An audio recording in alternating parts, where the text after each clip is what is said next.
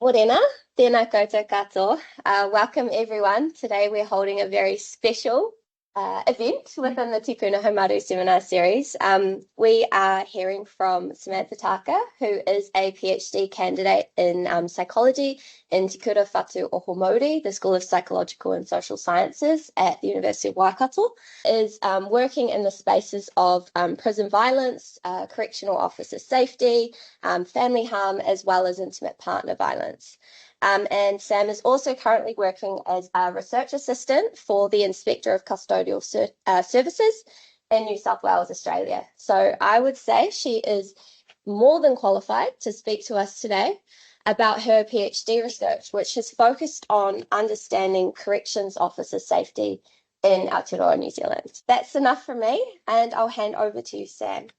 Tēnā koutou katoa, ko tainui rawa te aroa tuku iwi, kei te haere hou ki te wānanga o Waikato, ko horakia hou kei Sydney i noho nei o, ko Samantha Taaka tuku ingoa.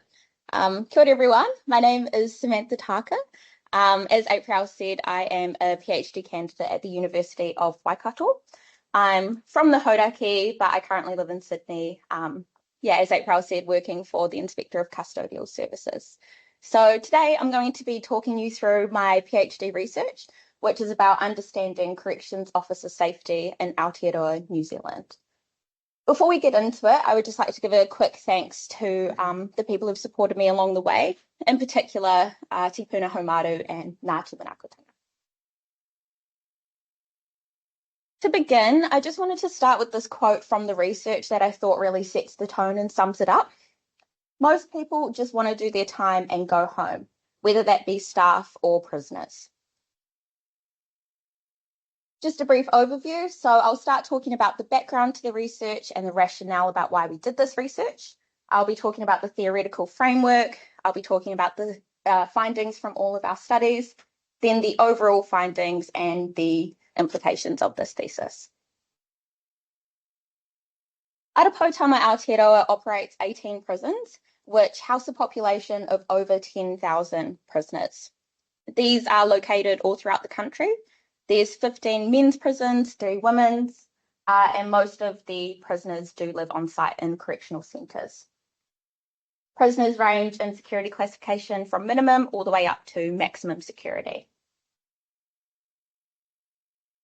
Arapōtama Aotearoa employs around 11,000 people. They're almost equally split by gender, so 50-50 men and women. Most of the staff are European and about a fifth are Māori. Of those 11,000 employees, about 2/5 of them are corrections officers. So these are the people who work in the prison's frontline with direct contact with prisoners. The role of corrections officers is complex. It includes procedural and physical security. So this is tasks like locking and unlocking prisoners from their cells. It includes moving prisoners within the centre and outside of the centre if they've got court appearances or medical escorts.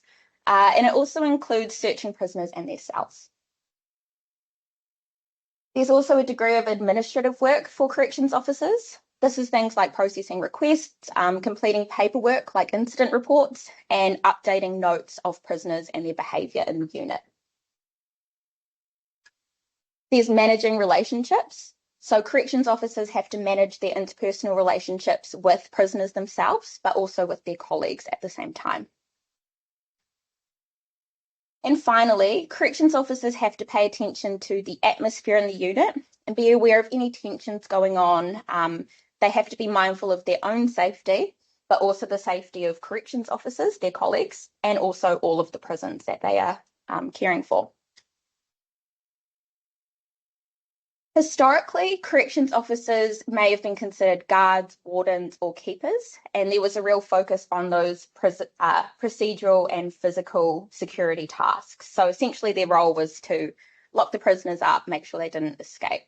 But as our collective understanding of rehabilitation has increased, and therefore our understanding of rehabilitation in prison has increased, so too has the role of corrections officers.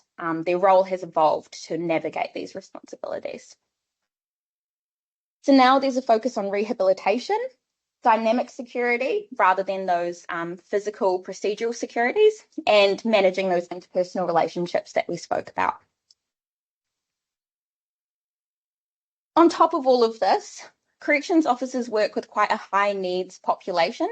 So 80% of whom, those prisoners, have had convictions for violence in their offending histories. So quite a lot of people in prison. According to the 2025 annual report by Aotearoa Aotearoa, rates of assaults by prisoners towards staff are increasing. We've got the numbers here, so we can see that in 2015, there were 488 number of assaults against corrections officers, and over the last 10 years, that has increased to 1,080. For anyone who's a victim of violence, there are consequences. So you could be injured, you could have fear, you could have trauma from being a victim of violence. But for corrections officers, this is a little bit more complex because essentially the nature of their job means that they can't escape their perpetrator. They can't avoid them in their work, and they can't avoid the environment that they were victimized in. So as such, there are some additional consequences. For example, if officers are avoidant of certain tasks or people or environments in prison, they may be viewed poorly by their colleagues or by prisoners. And if they avoid work altogether, they can have some financial losses. If people do not go to work, they can contribute to understaffing, which is a wider issue. So understaffing means that prisoners may be locked in their cells for longer times. There could be frustrations and tensions because of that. And there's also a cost incurred to Aotearoa Aotearoa who have to fill these vacant positions. Prisoner to corrections officer assault is a serious issue, and it reaches more than just the victim themselves. But it is not always clear how these issues, the issue of violence, comes to occur in prison environments. We had 2 research questions in this thesis. What are the predictors of harm against corrections officers? So essentially, who assaults staff and in what context does the assault occur? And 2, how do corrections officers perceive and construct their personal safety at work? So what do the corrections officers themselves actually say about violence and their safety in prison? We split the thesis into 2 parts. So studies 1 and 2 addressed research question 1, and studies 3, 4, and 5 addressed research question 2.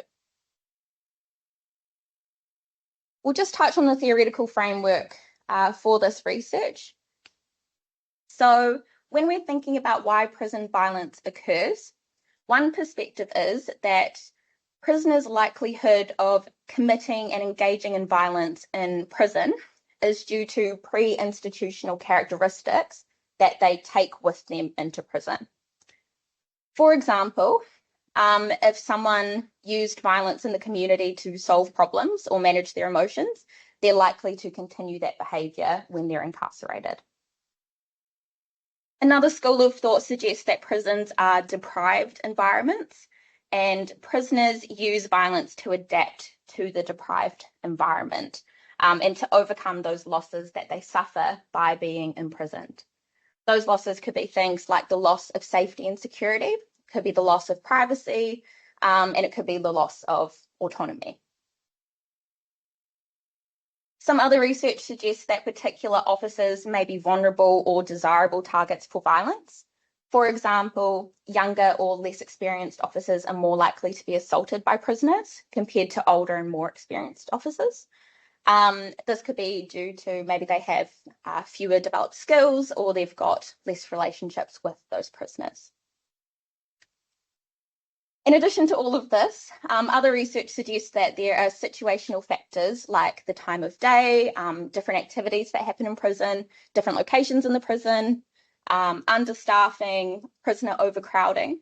They think that these also contribute to assaults happening because of the level of opportunity that prisoners have to assault staff. A lot of previous research examines sections of these characteristics. So some research will just look at prisoner predictors, so prisoner characteristics. Some will look at just environmental. But in this research, we argue that all of these factors interact and all of these factors have a part to play in affecting corrections officer safety.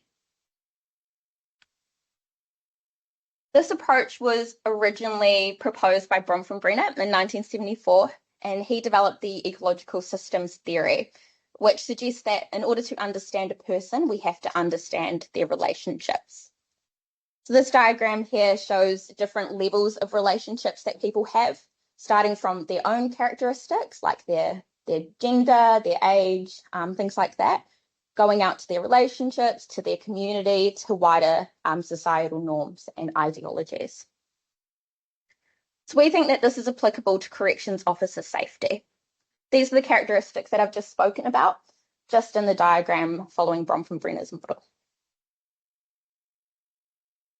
If we start in the innermost layer, we've got prisoner characteristics and officer characteristics. So these are things like their age, their gender. For prisoners, it could be their security classification. For officers, it could be their level of experience in prison. If we take a step out, we've got relationship levels. So this could be officers' interactions with their colleagues, but also their interactions with prisoners. And if we take a further step out, we've got the environmental level. So this is the physical environment, like the architecture of the prison, what the layout actually looks like. Could be the situational environment, like the activities that happen in prison, but it could also be the prison culture and other factors like understaffing, overcrowding.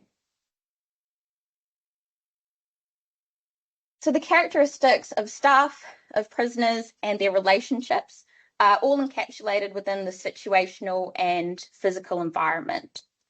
Together, all of these factors interact to produce different situations. So that's the theoretical framework. I'm going to briefly touch on the studies, the findings from studies 1 and 2. Recall that research question 1. What are the predictors of harm against corrections officers? To answer this question, we used a quantitative database from Arapotama Aotearoa, which had incidents where a male prisoner physically assaulted a corrections officer between 2016 and 2020. So we ended up with 1,647 incidents of physical violence. The data contained information about prisoners, so the people who perpetrated the violence, which had their age, it had their security classification, it had whether they were affiliated with a gang. And it also had some situational characteristics, so the time of day that the assault occurred and the location the assault occurred. We were interested in whether there was any difference between prisoners who assaulted staff and prisoners who did not assault staff. So we did some comparisons. In Arapotama Aotearoa, they categorized physical assaults in 3 ways. So 3 levels of severity according to the level of injury that the victim sustains. So the first being no injury incidents, which are typically characterized by victims sustaining no injuries. The next level up, non-serious incidents. These include injuries where it could be treated with basic first aid. So these could be minor cuts, these could be bruises, minor burns, things like that. And finally, we have serious incidents. So these are typically when the victim receives severe injuries where they have to receive extensive medical treatment, including going to hospital and overnight stays in hospital. So these would be injuries like broken bones and fractures. It could be concussions or loss of consciousness. In the database, so we had 1,647 incidents. Less than 4% of them were serious, which was quite good. Just over a third of them were non-serious, and the majority of them were no injury incidents. On average, prisoners who assaulted staff were 7 years younger than the rest of the prison population who did not assault staff. And prisoners who assaulted staff typically held higher security classifications as well. Prisoners who assaulted staff were more likely to be gang affiliated compared to the rest of the prison population. So of the prisoners who did assault staff, 1 in 2 of them, or 50%, held were gang affiliated, compared to the rest of the prison population where it was 1 in 5. Prisoners who assaulted staff were more likely to be on remand compared to the total prison population. So as we can see again, 1 in 2 were on remand who assaulted staff, and at the time of the study, 1 in 3 people in the prison population were on remand. So that was study 1. That was about the characteristics of prisoners who assault corrections officers. Study 2, we took a smaller subsample of the study 1 database, and we read incident reports and used the incident reports to examine situational factors of incidents. So in New Zealand prisons, when an incident happens, the corrections officers involved have to write a report. It's a narrative account of what actually happened during the incident and what their role was in the incident. So what we did is we took all of the 53 serious incidents from the last study. Then we took 53 random, non-serious and no injury incidents to make a database of 159 incident reports. So what we did is we read each report, we pulled out some variables, and then we did some analyses to see whether there were situations that produced more harm towards victims. This is an example of what an incident report could look like. So on January 1st at 800 hours, myself and CO John unlocked prisoner Smith to move him into the yard. He pushed me and punched me in the jaw. I initiated use of force and applied handcuffs to prisoner Smith. I had a small bruise on my cheek as a result of the assault, but returned to my duties immediately. So we can see in this incident report, we've got information about when it happened, what activity was happening at the time. We've got information about the type of assault that occurred, what the staff did in response to the assault, and the injuries to the victim. Recall that we've got 3 categories of severity. So if we start with these no injury incidents, they most commonly occurred during meal times. So typically prisoners would have access to officers through the hatch in their cell door, as officers were giving them meals or even if they were doing medication rounds. Aligning with that, the most common type of assault for these no injury incidents were for prisoners to throw food or water or liquids at the corrections officers. In most incidents, officers could just walk away from it, or they could leave the prisoner just locked in their cells with no resistance, but occasionally they did have to use physical force to restrain the prisoners.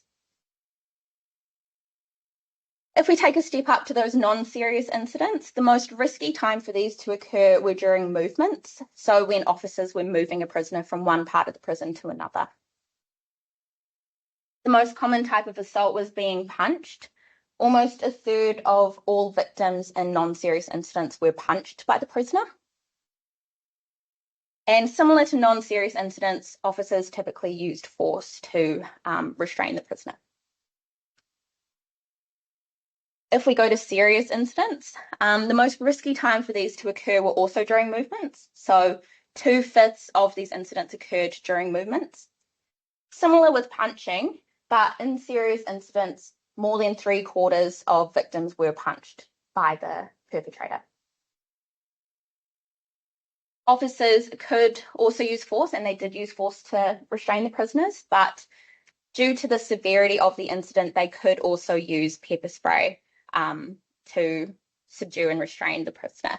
And this typically looked like a serious incident had already occurred. There was an officer that was seriously injured, and responding officers used pepper spray to subdue the prisoner.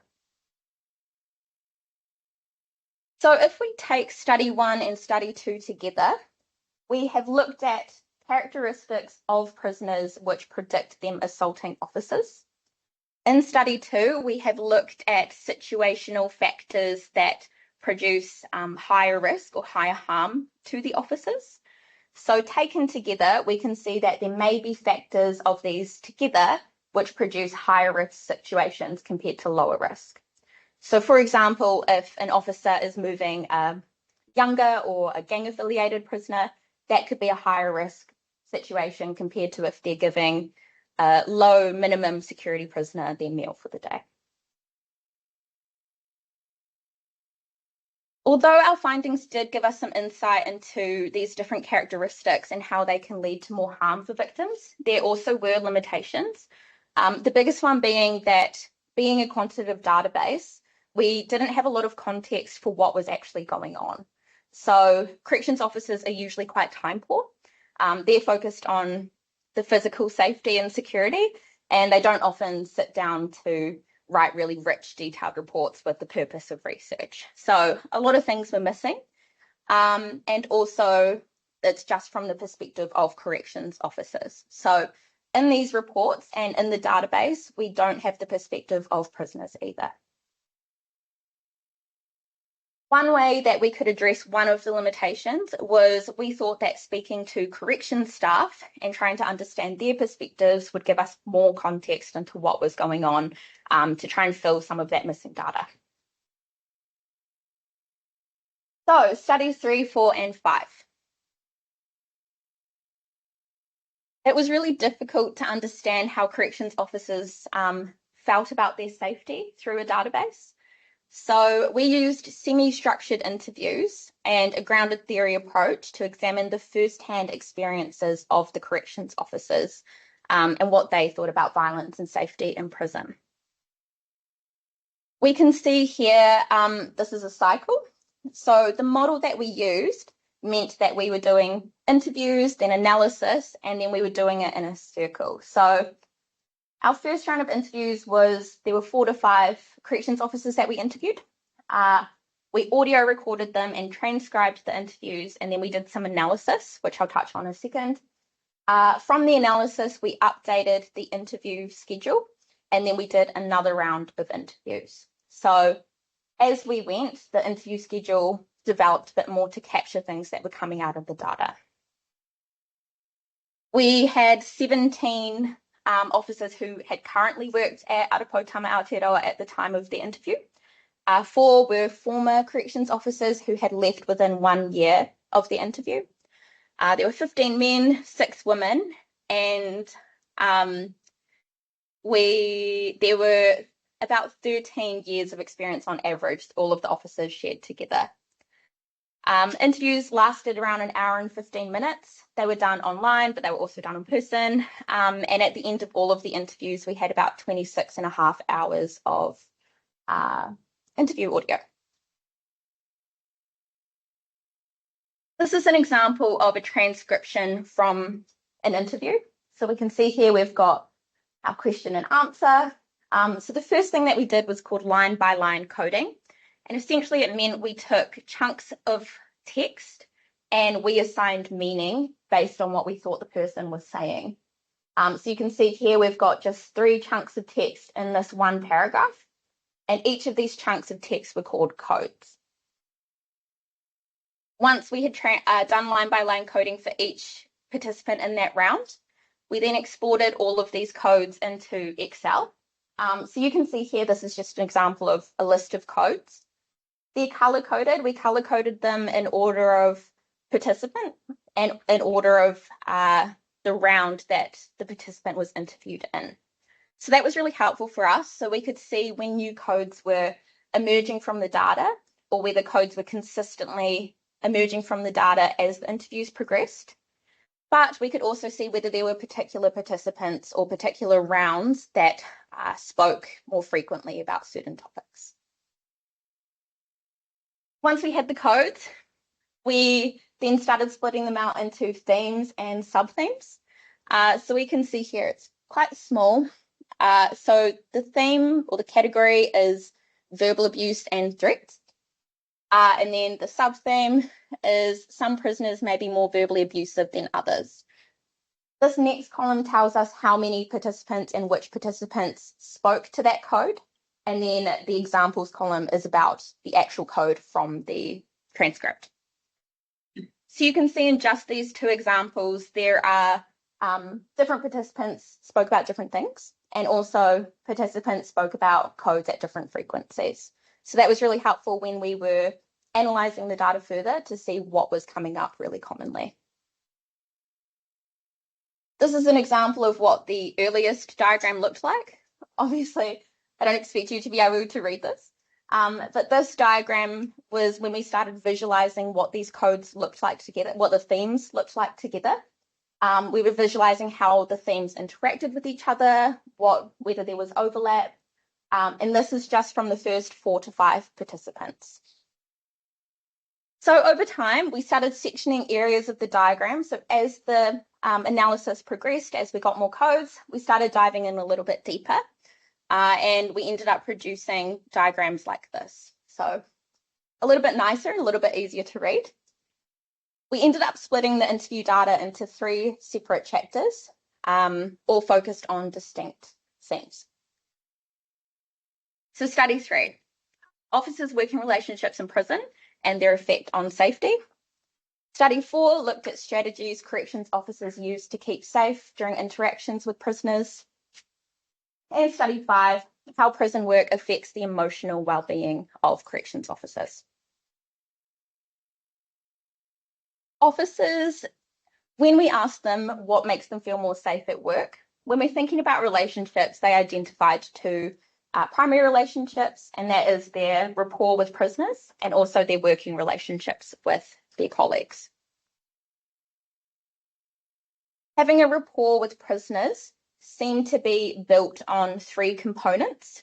The first being use of discretion, which is the degree to which officers consistently enforce and relax certain rules. Now, it is important to note that these were not rules that would undermine the safety and security of the prison.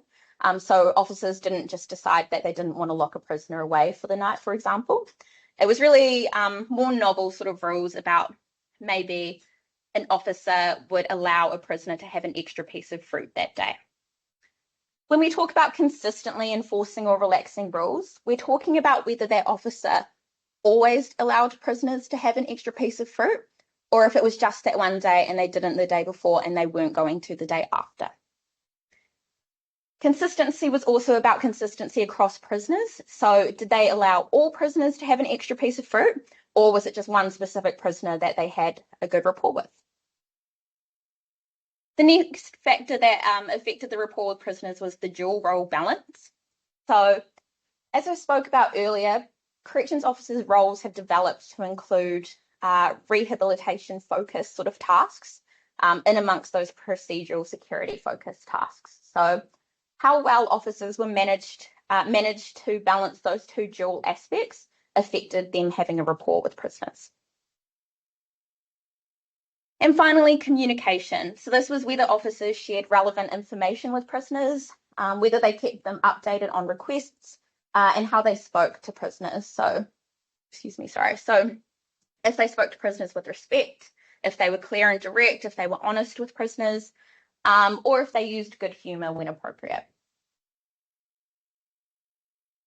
In terms of their safety, participants thought that having a rapport with prisoners kept them safe during their usual day-to-day at work, but they also shared instances where their rapport with prisoners kept them safe during incidents of violence.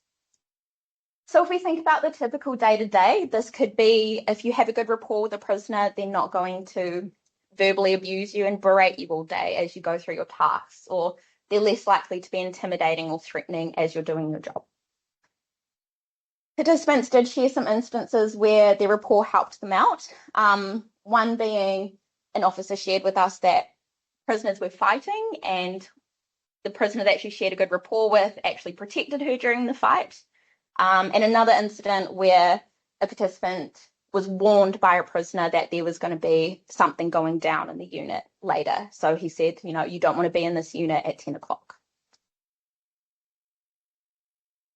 If we look at working relationships with colleagues, these are founded on 3 factors as well that emerge from the data. The first being colleague attributes. So some officers suggested that they might have a preference of working with certain colleagues. These being, it could be their physical stature, so maybe people preferred working with bigger and stronger colleagues. Maybe they felt safer that way. It could be a skill thing. So people liked working with officers who had better communication skills with prisoners. But it could also just be about their attitude and having a rapport with prisoners. So corrections officers preferred to work with colleagues who had a good rapport with prisoners because it made them feel safer. Trust. This was that an officer knew that they could rely on their colleagues regardless of personal feelings. So it was all about having each other's back in the unit, regardless of what was going on outside of the unit. And again, communication. So this is information sharing between colleagues, ensuring that all officers are on the same page and know their role in the unit. This was also about understanding what happened prior to their shift, if something had gone down in the unit the night before, and also knowing what to expect in the day ahead. Participants thought that having good working relationships with colleagues meant that they were not constantly watching their back, which made them feel safer and made them feel less stressed at work. So essentially it was the idea of they had one less thing to worry about while they were doing their tasks because they knew their colleague had their back. That was study 3. Study 4, we looked at strategies corrections officers use to keep safe during interactions with prisoners. From this study, there emerged 3 types of interactions at different intensities. So this was the general regime. So this was just the regular day-to-day business as usual. The next level of intensity was verbal abuse. So situations where prisoners are becoming verbally abusive to officers. And the next above that is physical assault. There were also 3 main strategies officers used to keep safe. Again, these are at different levels of intensity. So the first being use of discretion, as we just spoke about before. The second being verbal de-escalation, which is the ability to calm a prisoner down and talk them down without having to use physical measures. And 3 are those physical measures, like we spoke about in study 2, the use of force or pepper spray if need be. We found in study 4 that as the intensity of the interaction increased, as did the strategies officers used to keep safe. So the strategies that they used were proportionate to what was going on with them and the prisoner. So for example, during the general regime, officers typically use discretion to keep themselves safe. If the general regime escalated into verbal abuse, officers could use verbal de-escalation to keep themselves safe. Again, if it escalated to physical assault, officers would use physical measures. So it's important to note that it did go up in order of intensity. So officers would not use physical measures immediately during the general regime if nothing was going on. There were also 2 strategies officers used at all times. So these were our overarching strategies that officers used to keep safe. The first being situational awareness. As I spoke about earlier, officers have to be really aware of the atmosphere of the unit and everything that's going on. That's their situational awareness. And practical measures. So that was as simple as making sure all your equipment was functional before going into the unit, making sure you were fit and healthy before you went to work. When we spoke about using these strategies, our participants talked about some risks that they consider when they do use the strategies. The first being immediate risk, which was the likelihood that prisoners would verbally abuse or physically assault officers during their current interaction. So, for example, if it was an interaction of physical assault, officers would not try and just use discretion because there was a risk that they were going to be assaulted. We've got future risk. So that was the actions, whether the officer's actions in that specific interaction would affect their future safety and future interactions. For example, if it was quite a low-level interaction and the officer used too much force, too of an intense strategy, would that prisoner retaliate or would other prisoners retaliate in the future? And professional risk. This was that officers' strategies during that interaction could harm them professionally in the future, either by them being punished or reprimanded for using too much force, or they could lose social standing, with their colleagues. There was an example where a participant told us that they used pepper spray during an incident, and then they were judged by their colleagues because their colleagues thought that they should have used force instead, and pepper spray was an easy way to resolve it. We also talked about barriers. So officers told us that there were some barriers that hindered and prevented them from using strategies. Again, these could be officer attributes, their physical stature, their skill level, their attitudes. But there was also prisoner to officer ratios, which was that if units were understaffed or if they were overcrowded with prisoners, it was difficult for officers to use some strategies, particularly situational awareness. So that was study 4. Study 5, how prison work affects the emotional well-being of corrections officers. There were 3 main themes that came out of this. 1 was feeling undervalued, 2 were negative consequences, and 3 were coping mechanisms. Feeling undervalued. Some officers described an out of sight, out of mind perspective, where they thought that because their work was not visible to the public, they were largely forgotten about or simply not cared about. Further, some participants also spoke about a negative perception. So not that they were forgotten about, but people looked down on corrections work, which made them feel like their work wasn't valued. Negative consequences. Some participants described experiencing negative consequences like persistent stress, which led to emotional exhaustion, which sometimes made it difficult for them to engage in life outside of work. So, for example, if an officer is really emotionally exhausted, when they get home, they might just want to isolate themselves, sleep and rest, and that makes it really hard for them to engage with their families. So sometimes they just don't have the physical capability of being there for their family. And coping strategies.